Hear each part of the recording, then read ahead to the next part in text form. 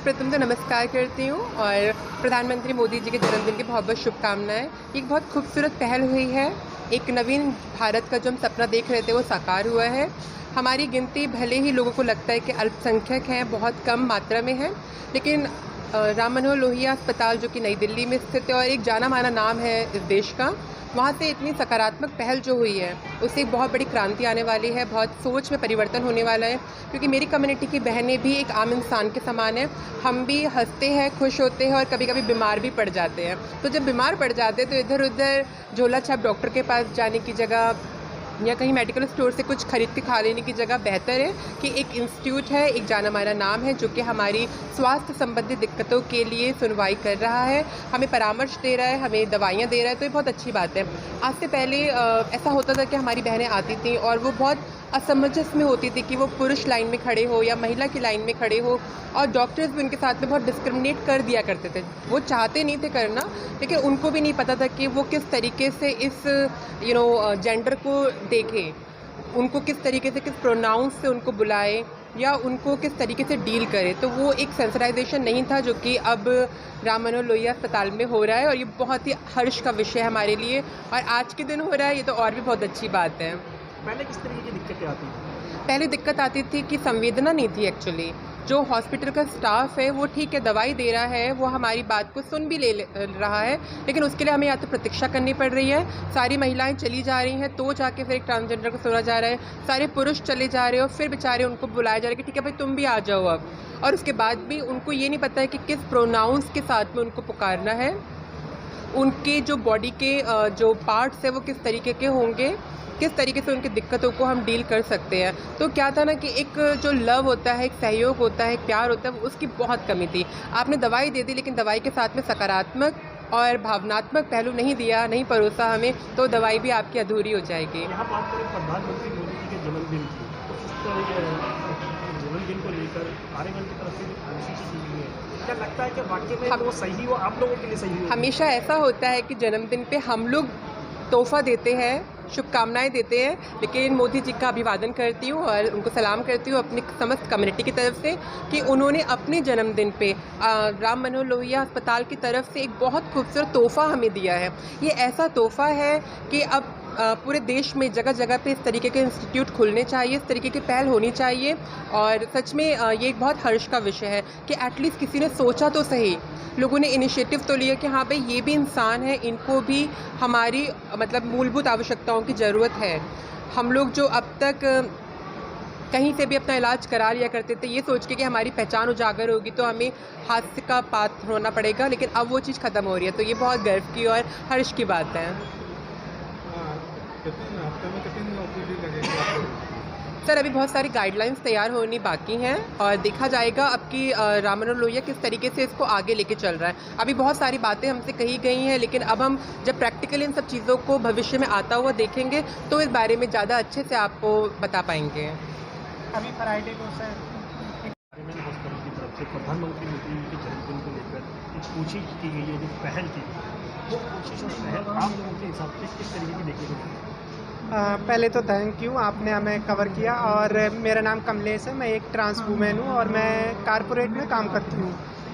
इस राम मनोहर लोहिया हॉस्पिटल ने जो अभी ट्रांसजेंडर के लिए स्पेशल एक दिन ओपीडी का प्रोविज़न किया, ये जितनी मैं इस चीज़ की प्रशंसा करूँ वो बहुत ही कम है। क्योंकि जो भी अभी तक जो ट्रांसजेंडर लोग हैं जिनको डिस्क्रिमिनेशन फील होता था हॉस्पिटल में ट्रीटमेंट में, वो चीज़ों से छुट्टी मिलेगी। और इस तरह के जो इंस्टीट्यूशंस हैं, स्पेशली मोदी जी के जन्मदिन पे जो तोहफा के तौर पे दिया गया है कम्युनिटी के लिए, मैं इसकी बहुत ही प्रशंसा करती हूँ। और मैं चाहती हूँ कि जितने भी देश में और स्टेट और सेंटर गवर्नमेंट के इंस्टीट्यूशन हैं मेडिकल, वो हर जगह ट्रांसजेंडर ओपीडी हो, जिससे कि लोगों को डिस्क्रिमिनेशन का सामना ना करना पड़े। देखो, डिस्क्रिमिनेशन के जाने अनजाने से डॉक्टरों से भी होता था, क्योंकि डॉक्टरों को भी नहीं पता होता था कि ट्रांसजेंडर को किस तरह से ट्रीट करना है। अगर हम फीमेल के पास जाते हैं तो वो हमें छूने से मना करती है कि हम नहीं छुएंगे। अगर हम मेल के पास जाने के लिए हम कंफर्टेबल नहीं होते।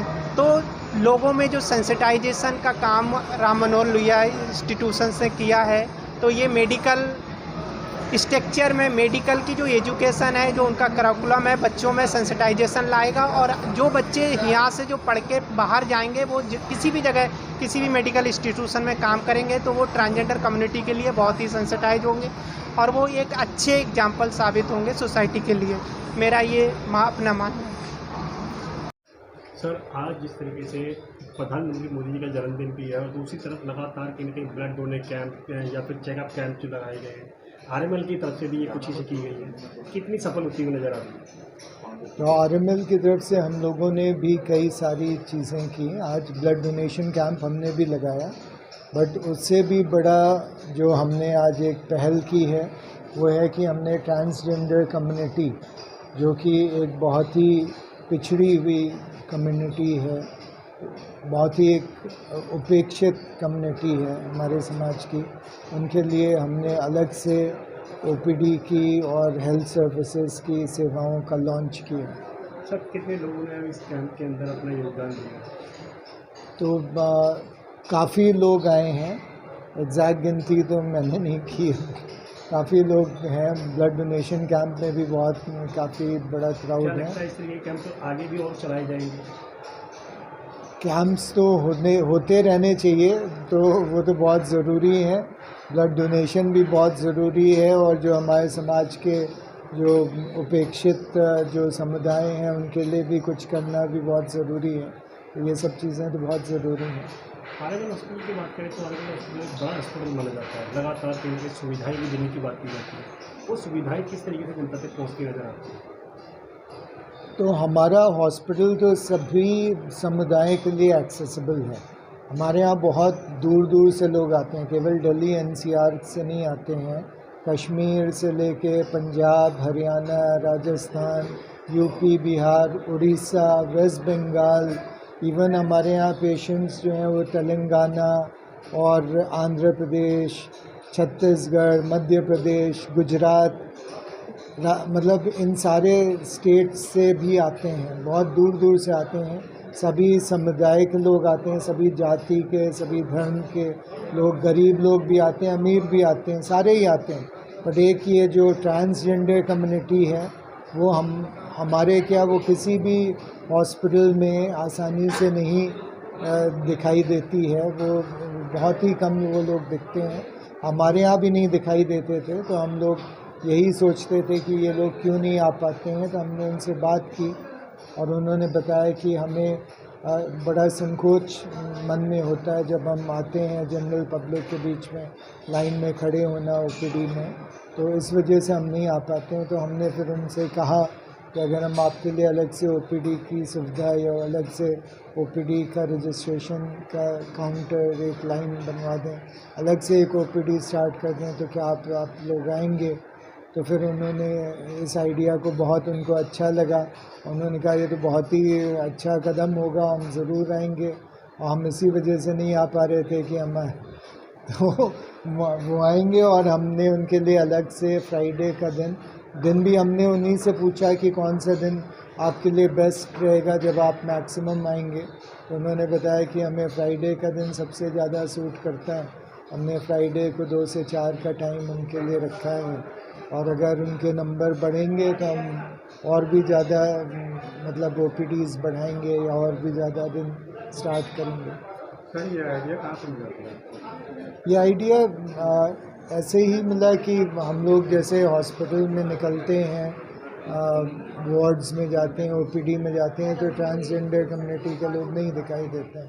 तो आप बाहर निकलो हॉस्पिटल से तो आपको ट्रैफिक लाइट पे दिख जाएंगे, कोई भी फंक्शन होगा, आपके घर में कोई भी त्यौहार होगा, ये लोग दिख जाएंगे। बट हॉस्पिटल में नहीं दिखाई देते हैं। तो क्यों नहीं दिखाई देते हैं? तो हम लोगों ने आपस में डिस्कशन किया, फिर यही हुआ कि इनको बुला के इनसे बात करते हैं, पूछते हैं कि भाई आप लोग क्यों नहीं हॉस्पिटल आ पाते हैं।